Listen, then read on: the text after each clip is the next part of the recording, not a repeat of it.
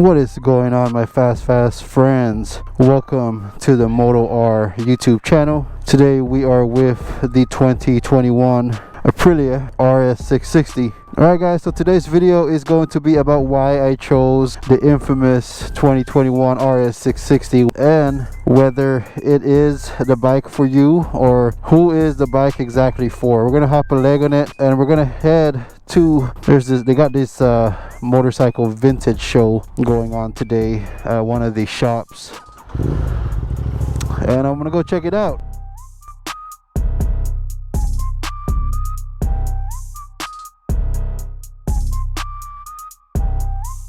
So I decided I might as well do a vlog while I'm on the way there. And maybe if you do follow me on my Instagram, you may be able to see some stories and some photos from that event. My Instagram is at moto_ret. That's moto_ret. Make sure you follow me on there for more motorcycle content. Just a little disclaimer before we get into this video.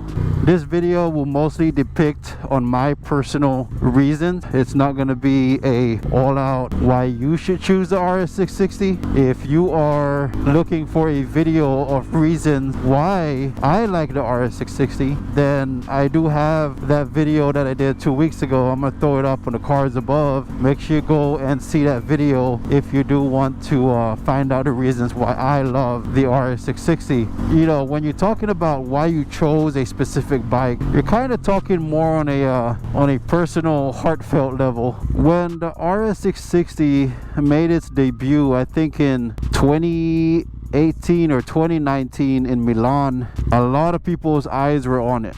The bike, the prototype or whatever was displayed when it first came out was just a thing of beauty, and it's really honestly not that much different on how it came out. But everyone was in awe that Aprilia, one of the top Italian bike manufacturers, was finally making a middleweight class motorcycle that most people were thinking it was going to be affordable, at least affordable in the Aprilia Italian motorbike sense. It obviously wasn't going to be a 660 parallel twin that was $22,000 like you would see their higher end RSV4 and the Ducati V2, you know, Ducati V4s and Panigales. It would be obtainable. And since I started in this motorcycle adventure in my life, I've always loved Italian bike. I've always loved the RSV4. I've always loved the 210. I've always loved the Ducati Panigales, Super Sport. You know, I've always loved them, but they were always unobtainable for me. So I think the main attraction that people get, including me, is that they saw a beautiful bike, which we cannot discount the beauty of this RS660. So although it's a beautiful bike, it was obtainable for a newer class of riders or a different bracket of riders, right? Whether they're, you know, in the financial bracket or on just what people are willing to spend. Because just because you got money does not mean you're willing to spend 25-30K on a V4S. It might be more expensive than that, but whatever. You know what I'm saying? So just like so many people, I fell in love with the idea of an obtainable, financially sent purchase of a brand new Italian motorcycle, and that is one of the reasons why I chose the RS660. I fell in love with it right off the bat, right when I saw it, right when I saw all those videos of all these YouTubers and everything and all these articles coming out about it. I fell in love with it right away. Obtainable, beautiful. Now I am also not a I don't know if I just don't think I'm ready, but I also, even just looking at them, I don't like the styling. I don't like how big they are. When you're talking about the Kawasaki ZX10Rs, when you're talking about the Yamaha R1, even though I believe the Yamaha R1 is one of the most beautiful bikes ever made, and the Fireblade is one of the beautiful bikes ever made, I didn't feel like I was drawn to it as much as I was the RS660. And again, maybe it's because I just don't feel like I'm ready for it. Maybe it's because I just don't want to spend or have a bike that's that powerful for the street. There's a lot of reasons. But looking into the reason of why I wanted something that was street capable, but something that was not a super sport like the R6. Because I've been on a super sport on the roadway before, on the street, and to me it was not comfortable. In order for me to enjoy my time on a motorcycle, it has to be somewhat comfortable, and the RS660 just fit the bill. I wanted a motorcycle that was comfortable on the street, fun on the track, that wasn't too underpowered, but wasn't a super sport, if you get my drift, if you get what I'm saying. And looking back at it now, you know, I've had a Ninja 650, which I felt was fun on the street, but underpowered on the highway. And then I've had a R6, which I felt was, you know, it was fun on when you were going fast, maybe fun on the track. I didn't bring it to the track, but, you know, it was fun in those regards, but it was super uncomfortable on the street. It was super uncomfortable going slow, and it didn't make me like want to jump on the bike for long periods of time, other than maybe taking it to the track like I did with my Gixxer 750. I have no idea how some of my friends roll with these super sports on the street. It's, I don't know, man.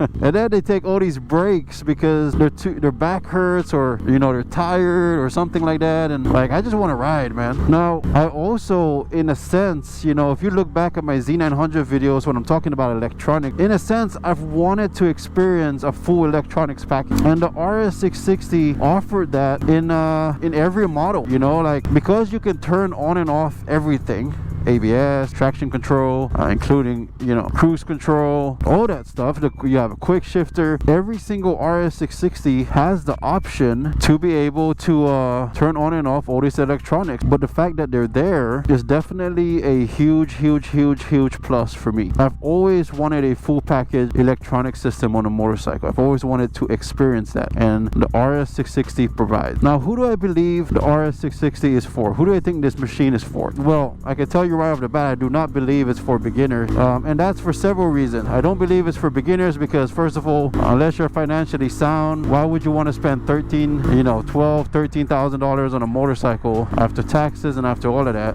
and with the chances, or the high chances, that you may put it down? We all know, beginner riders, we make mistakes, and we don't want to mess up a beautiful bike like this, guys. Trust me. So I definitely do not think that this motorcycle is for beginners.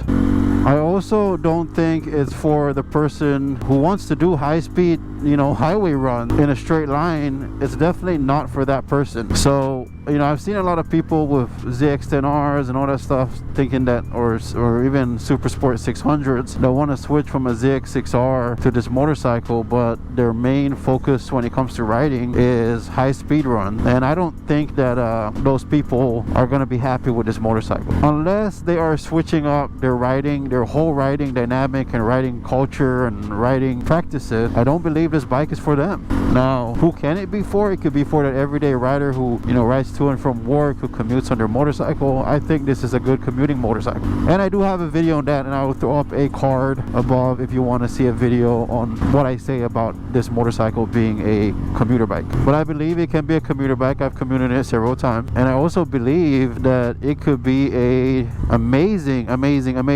track bike. Now, they race this on Moto America in the Twins Cup, so it's undeniably going to be a good bike for the track. If you're every now and then track day, it would be amazing. So if you're kind of like me, where you do track days, you ride on the street, you ride on the mountain, you know, I basically do everything except for long touring rides, which I might have to get into one day. But if you're like that, then you're definitely going to love this motorcycle, and you have a little bit of experience under your belt. You're going to like the RS660. But again, it all comes into preference. Beauty is in the eye of the beholder. If you don't think this bike is beautiful, then it's obviously not going to be for you. You have to like the bike, man. You have to be able to turn around every time you park it and walk into a store or walk into work. You want to be able to turn around and be like, damn, you know, that's the feeling you want from your motorcycle, any motorcycle that you purchase, that you buy, that you spend your hard-earned money on. Well, guys, I am getting closer to this spot, so I'm going to go ahead and end this video right here. I want to appreciate you guys. Thank you for spending a little bit of your time watching me on this ride and listening. You could have been doing anything in this entire world, and you chose to spend a few minutes with your boy Moto-R. Guys, don't forget to comment, like, and subscribe. I will hit you guys on the next one. Peace.